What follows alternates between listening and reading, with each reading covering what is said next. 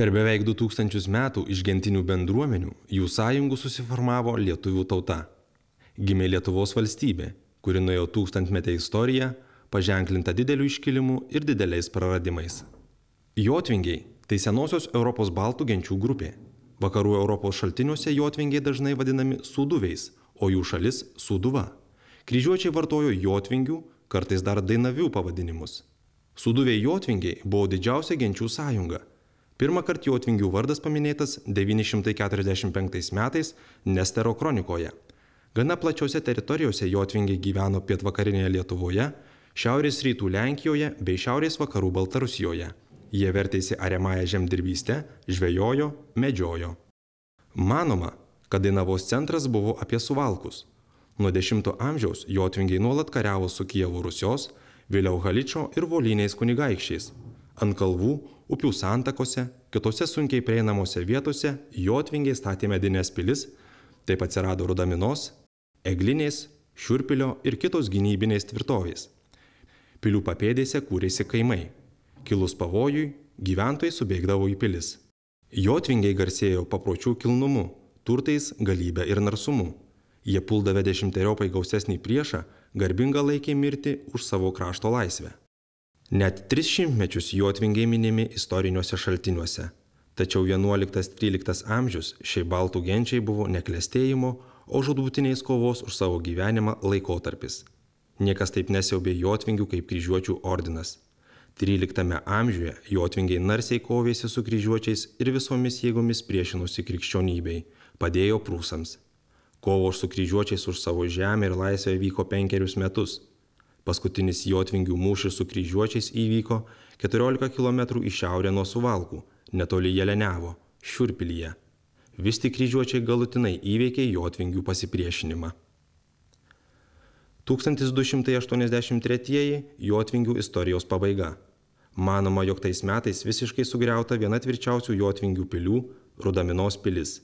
Pasak istorikų, pilis nekartą priešų buvo sudeginta. Paskutinį kartą piliakalnis jotvingių buvo apgyvendintas 10-13 amžiuje.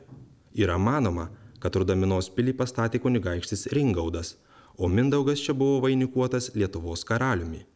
Pilį kryžiuočiai sunaikino, panaudoja naują ginklą – paraku šaudančias bombardas. Nuo paskutinio mūšio iki 1410 metų Jotva apaugo ištisų miškų masyvų, išnyko buvusios žmonių gyvenvietės. Tai, kad dabartinėje Lazdijų rajono teritorijoje gyventa jotvingių, byloja jotvingiški vietovių, upių, ežerų pavadinimai – Veisiejai, Kirsna ir kiti. Manoma, kad Lazdijų vardas galėjo kilti nuo Raišupio upelio pavadinimo, kurio šaknis reis yra jotvingiška.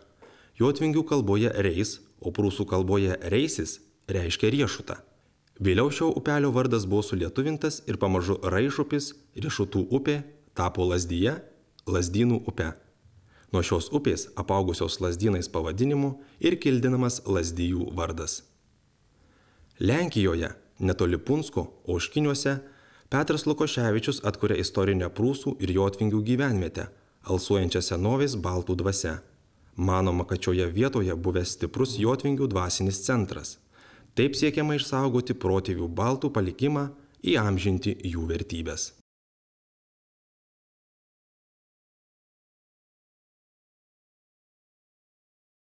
Tai yra būtent atstatoma iki 13 amžiaus, kaip maždaug atrodė mūsų protėvių gyvenimas, kaip jie gyveno, ką jie veikė, kokiuose pastatuose gyveno, ypač kad galima būtų apčiuopti. Tai yra vienas iš daugelio taškų gynybos žiede, kuris egzistavo čionai.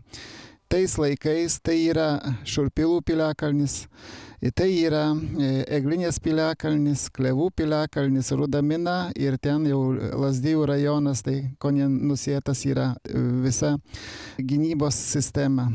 Vyksta kultūriniai renginiai, susiję su mūsų praeitim, bandom atkurti tuos dvasinius dalykus